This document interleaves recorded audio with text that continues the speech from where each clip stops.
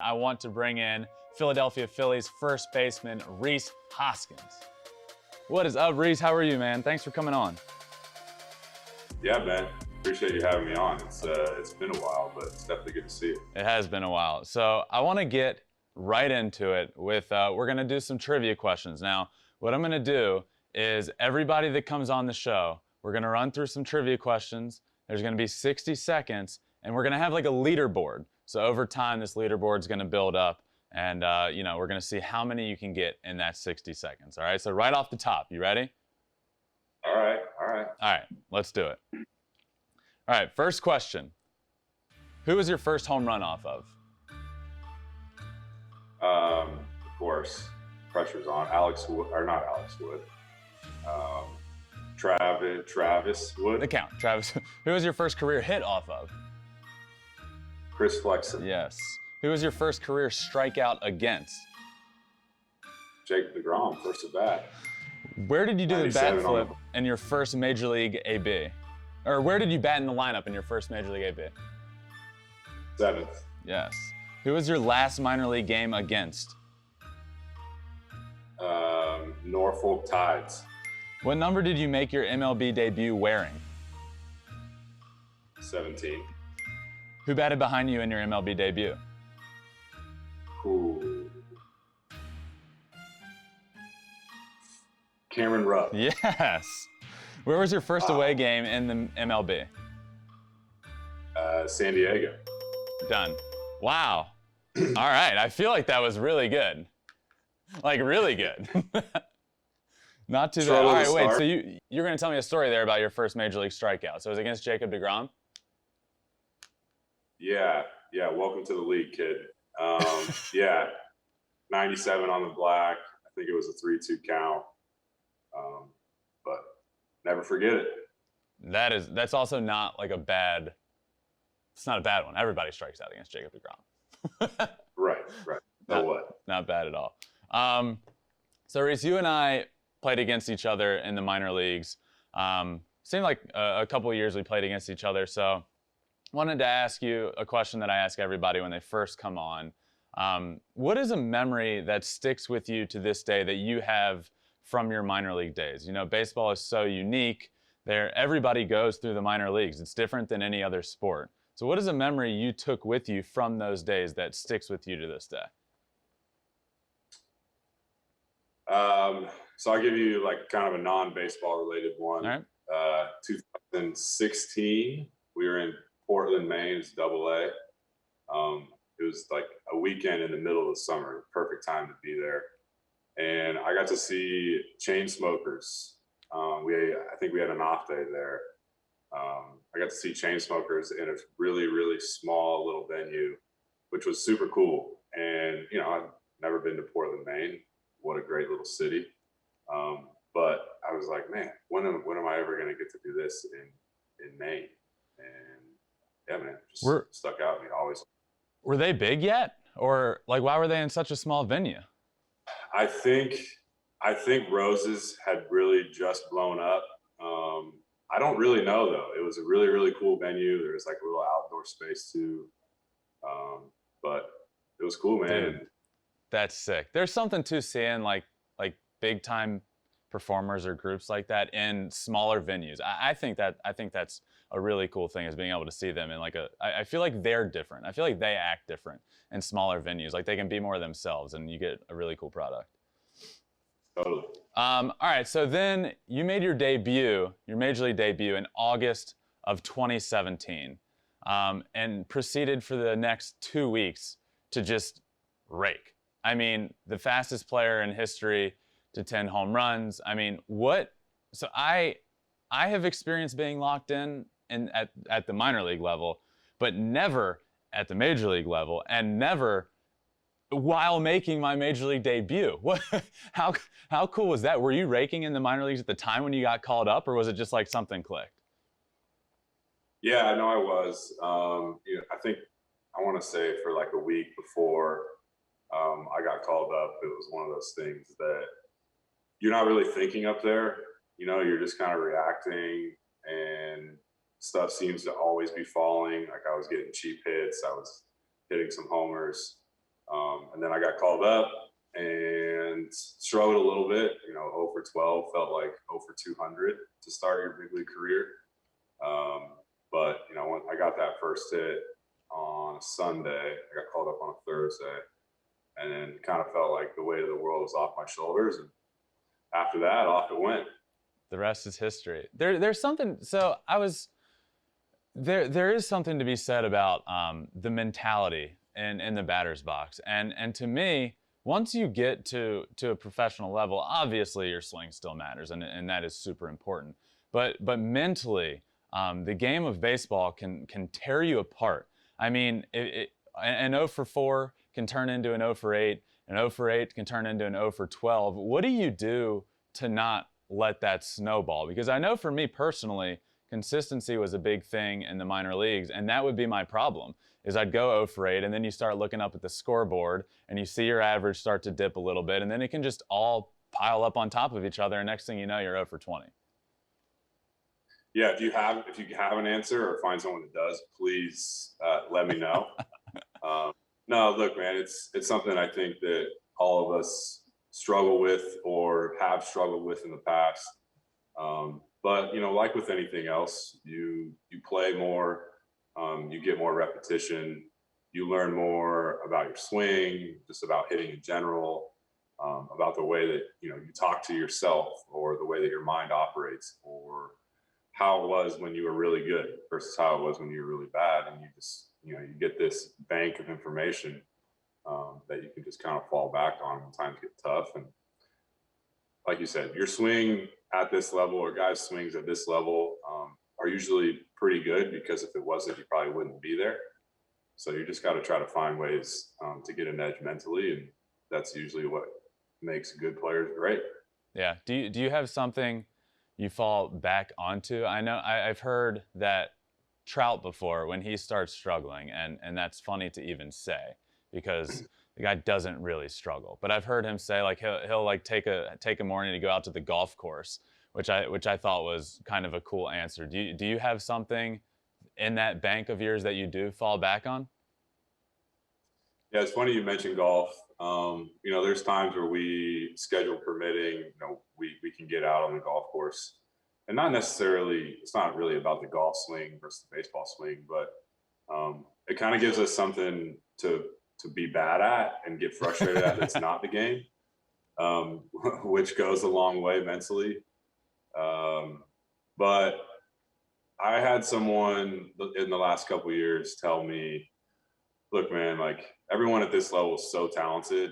You just got to find a way to keep walking up to that batter's box. If you can get up there, the talent's going to take over at some point.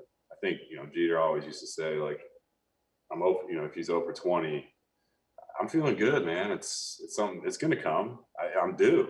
It's obviously easier to say than to do, but just keep walking up to the batter's box, and things will turn the way they're supposed to. Yeah, I wish I had. It is easier said than done, though, and I wish in my career at some point somebody, it's tough, because you do take it home with you. But so you started off those first couple days like that, and then really, really turned it around, and had quite the first couple weeks it turned out. So now, now you have yourself established in the major leagues. You're with the Philadelphia Phillies, who I just came out with my jersey rankings a couple weeks ago. And number 1 on that list was the Philadelphia Phillies powder blue uniforms. So I want to ask you, you guys wear a lot of jerseys. You have creams, you have the powder blues, you have the maroons, you have the whites. You guys have a lot of different stuff that you actually wear during the season. What's your favorite jersey that you guys have that you play, that you like to play in? I think the day game creams are unbeatable. I love the classic red pinstripes. Everybody, I think, looks pretty good in pinstripes, but the classic creams, I don't know, it just has a day game feel. They're different than the other ones, obviously. The maroon ones were really cool. We only wore them a couple times, but some of the details in that were really awesome. Like, it was a zip up instead of buttons, which is cool. That's a little throwback. But yeah, I would say the Sunday creams. All right. So now you guys are in the NL East, which in my opinion, is the best division in all of baseball this year. Like hands down the best division in all of baseball. How exciting is it to play in that division? There's so much young firepower, including you guys. I mean, you guys are going to rake from top to bottom. How excited are you to play in the best division in baseball? I mean, this is what we dream about as athletes, right? It's getting to play the best night in and night out. Yeah, it's going to be a dogfight every single night, which is going to be fun, man. Like, obviously, we want to win as much as we can throughout the season, but at the end of the year, if we can look back and know that we beat some of the best teams or got through one of the best divisions in baseball, we should be feeling pretty confident. Come crunch time in September and October. Yep. So in 2018, you spent some time in Tokyo for the MLB All-Star Experience. Tell me about, or not the MLB, the Japan All-Star Series. Tell me about that experience. How cool was that? I mean, I get to play baseball on the other side of the world. Obviously the game has grown tremendously over there, and just to get to see the way that a different culture, and those teams over there go about the way that they approach the game, I think it is really, really cool. It's much different for sure, but definitely not in a bad way. And it's good to experience those types of things. It's also cool to get that group of guys together, something that doesn't really happen very often. Guys from each team playing in an exhibition series, and I don't know, man. I get to travel the world. How cool is that? That is. So what is something, and it is very different. And I've never, I've been over there. I've never been to a baseball game there, but you can tell it's just different. The fans are acting different. The rules are a little different. There's so much going on, and it's a fun product to watch. What is something that Major League Baseball can take from Japan and implement it over here to kind of make things better over here? Is there anything that jumps out to you?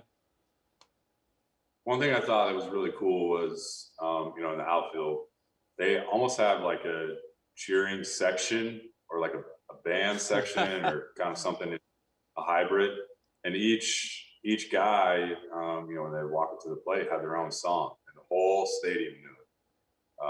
So I thought that was pretty cool. A little bit of a soccer type vibe, or if you played winter ball down in the Dominican Republic, there's a little bit of that too. It's just loud and brings a ton of energy, which nobody's gonna ever complain about that. So you just mentioned also playing down in the Dominican, and you've spent some time playing in Australia and in the Dominican. How were those experiences? Again, dude, the game is played all over the world, and it's played differently all over the world.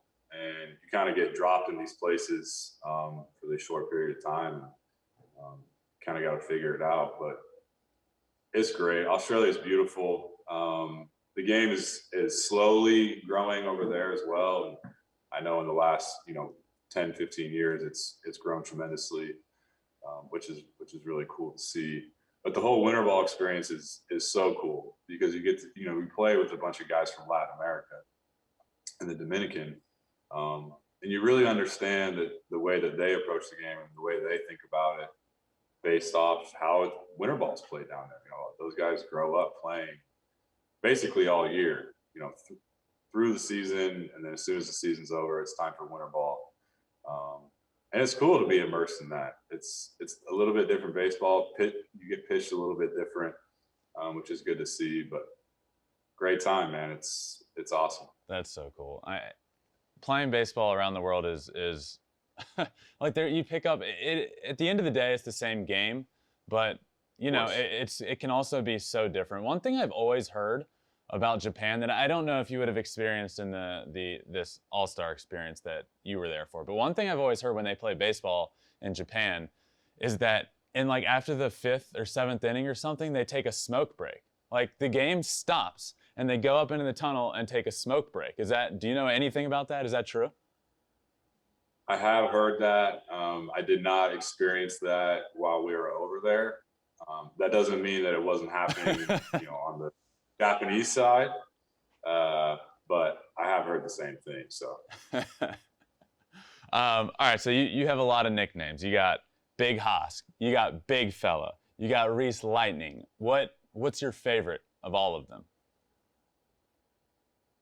I would have to just go with Big Fella. It kind of started as something that my college roommates called me. I got to live with 5 teammates in college, and you know how that goes. Everyone has a nickname. Mm-hmm. So that just kind of stuck. It's something that my friends from back home called me, and guys start on the team here started to say it too, and it goes on the back of my Players Weekend jersey, so it makes it a little bit more official. That's the name on the back here. That's cool. So you came up, your college teammates, and that started in college, and now it's on the back of your Players Weekend uni. That's pretty sick. Yeah, a little shout out to them. Can't forget where he came from. Yeah. So now you're established in the big leagues. You've spent quite a few years up there now, and you're actually the player rep for the Players Union for the Phillies. What inspired you to take over that role, and how much do you carry that with you? How important is that to you? So in 17, there's a lot of turnover within the Phillies organization, and I kind of had gotten thrust into it actually, and didn't really know what I was getting into. In the minor leagues, a lot of the union stuff doesn't really get talked about just because the minor leaguers aren't covered. But just being able to learn about the stuff that goes on behind the scenes, and where we get our rights, how it's developed over time. Stuff like free agency and the arbitration process, and pensions and just little things like that. Obviously, it all sounds a little bit boring, but it kind of keeps the game going. It keeps the league and the Players Association in check, which is good for the fans because the game continues to go on.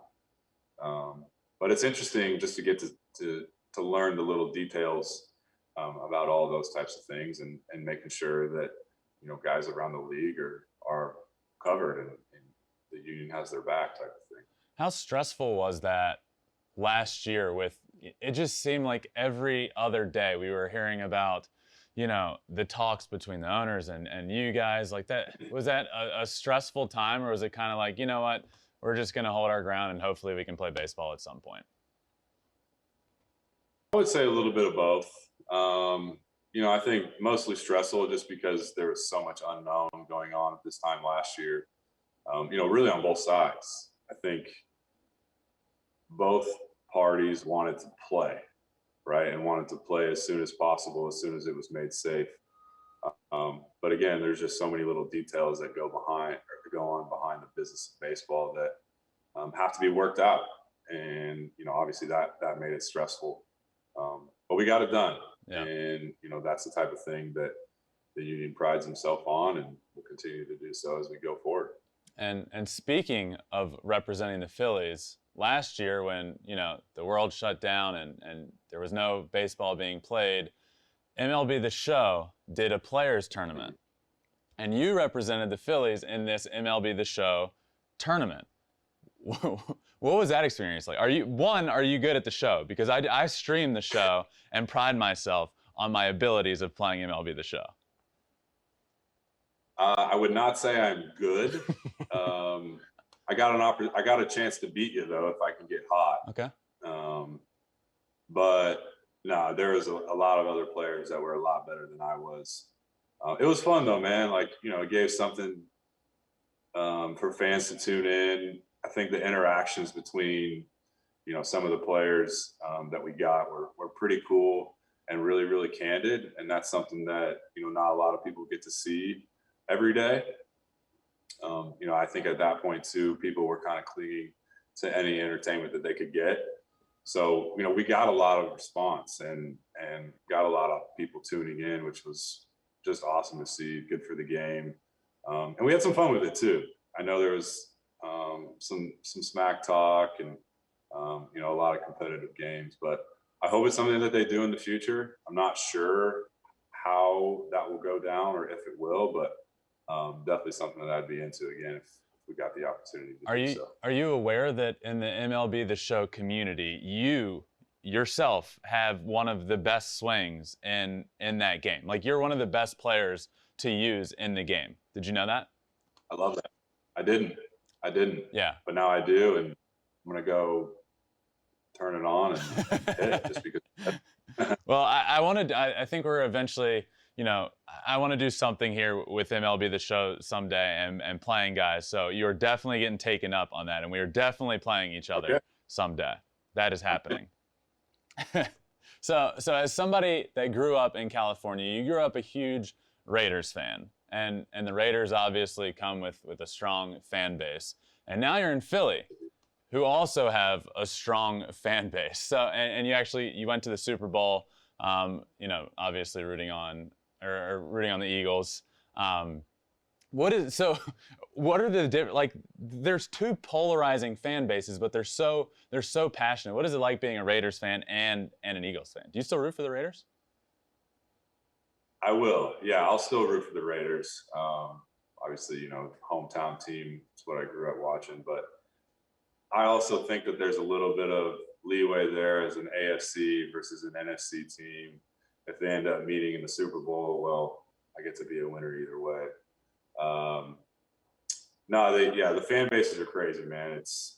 They're different. Obviously, with the Raiders, you have the skull thing and people dressing up and the black hole, which I think is great. But the Eagles fans, I got to be here, I think, at a peak Eagles time, obviously with them winning the Super Bowl. I just have never seen a fan base like that before. I never, seen a team win a Super Bowl, so that was different. It's just different, man. They care so much, and I think that's kind of generally how it goes with sports on the East Coast. Especially during the winter months when the weather's colder and everybody's huddled around watching the Eagles, and that's just kind of how it goes. It's cool to be a part of. I have gotten to meet some of the guys on this Eagles team, and they're great and they're easy to root for. So definitely an Eagles fan. Is there anything at Eagles games that you've heard in the stands that like something funny you've heard a fan yell or anything that sticks out? Like Eagles fans fascinate me because they come off so like, I don't know, they threw snowballs at Santa Claus. I mean, they can be mean. Have you heard anything in your time that you remember? They just want to win, man, more than anything. No, I think one thing, I don't know of anything specific, but they're always willing to stand up and fight for their team, literally or figuratively.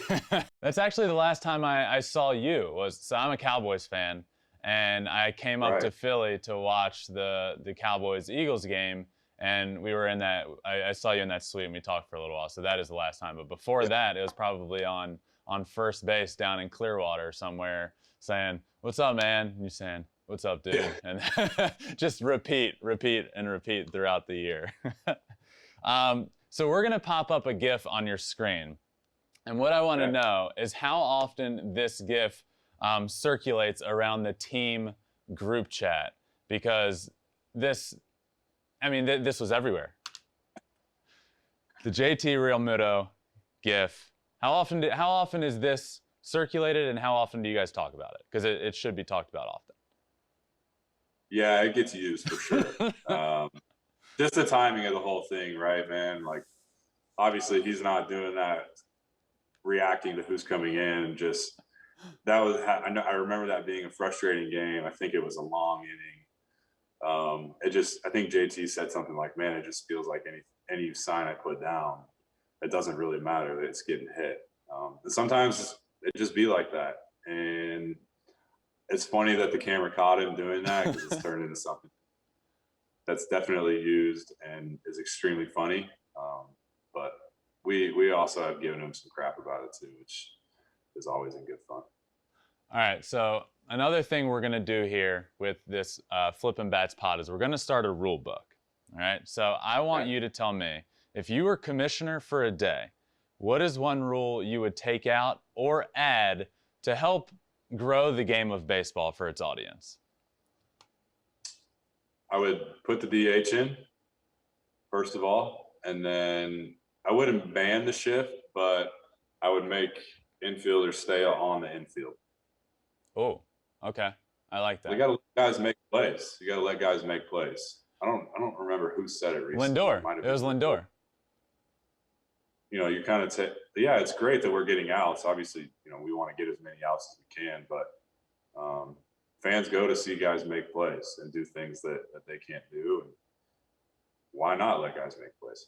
Yeah. And so what is your what's your reaction to all the moves the Mets have done this year? Obviously, I think Lindor is probably the best shortstop, well, at least one of the best shortstops in the game. They've certainly added some pieces to put themselves right there in the NL East.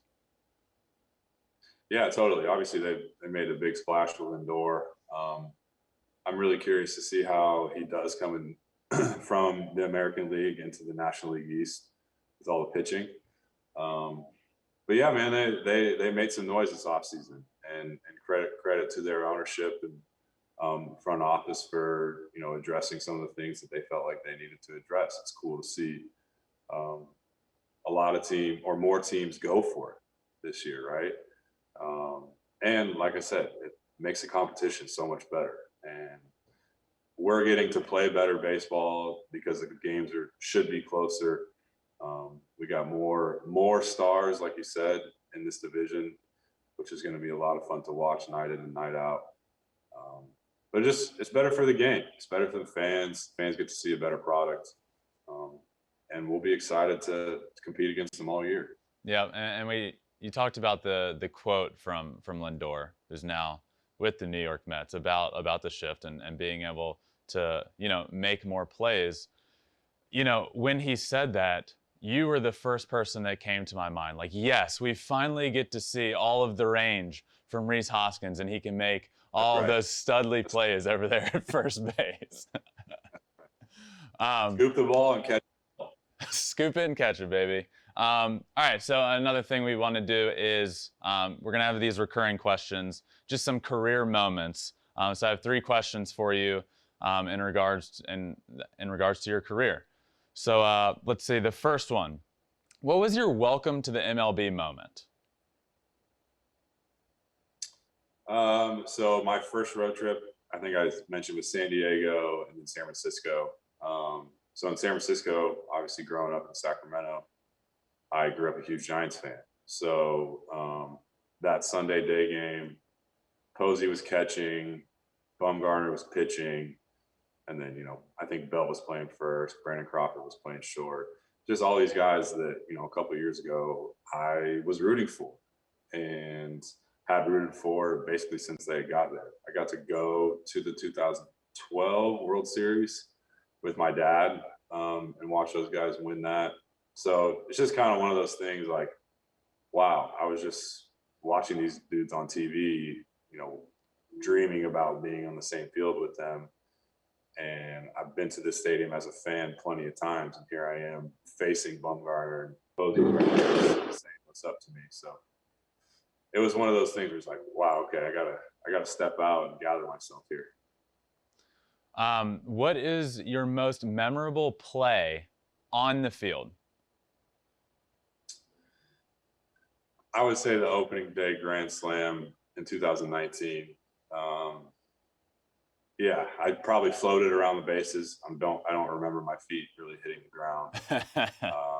So loud. It was just, I don't know. It was a pretty cool moment. And what is a moment that stands out to you with teammates that has taken place off the field? I'll go back. I think it was maybe 18 or so. We got a group of people to go over to a concert. You remember what that was like? We got to go over to a concert, a Willie Nelson and Eric Church concert, and we got to meet Willie. And that was kind of one of the first times that I had gotten to do something really cool like that.